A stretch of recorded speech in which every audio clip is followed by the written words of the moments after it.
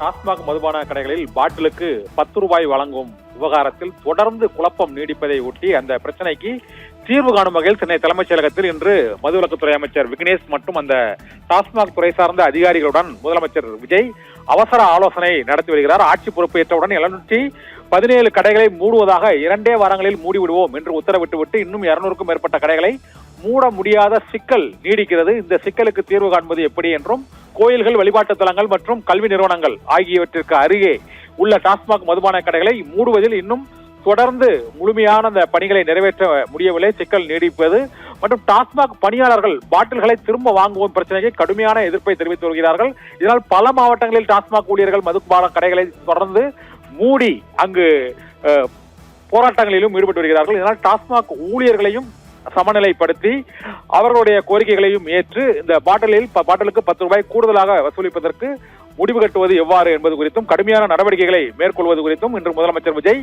தலைமைச் செயலகத்தில் மதுவிலக்குத்துறை அமைச்சர் விக்னேஷ் மற்றும் உயரதிகாரிகளுடன் அவசர ஆலோசனையில் ஈடுபட்டு வருகிறார்.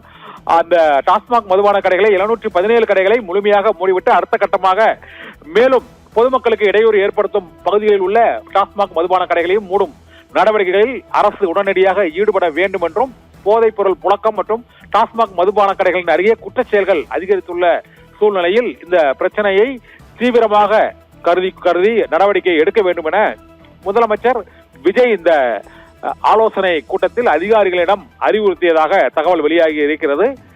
முதலில் அறிவிக்கப்பட்ட 717 டாஸ்மாக் மதுபான கடைகளை மூடுவது, இரண்டாவது பாட்டிலுக்கு 10 ரூபாய் மதுபான கடைகளில் வசூலிப்பதை தடுத்து நிறுத்துவது, மூன்றாவதாக பாட்டில்களை திரும்ப பெறும் விவகாரத்தில் டாஸ்மாக் பணியாளர்களுக்குள்ள எதிர்ப்பு, இந்த 3 பிரச்சனைகளுக்கும் உடனடியாக தீர்வு காணும் வகையில் இன்று முதலமைச்சர் விஜய் டாஸ்மாக் அமைச்சர் மற்றும் மதுவிலக்குத்துறை அமைச்சர், டாஸ்மாக் அதிகாரிகள் மற்றும் ஊழியர்களுடனும் இன்று அடுத்த கட்டமாக பேச்சுவார்த்தை நடத்தி இதில் தீர்வு காண விரைவான நடவடிக்கைகளை தமிழக அரசு மேற்கொள்ள இருப்பதாக தகவல்கள் இன்றைய ஆலோசனை கூட்டத்தின் மூலமாக வெளியாகி இருக்கின்றன. ஷர்மிளா.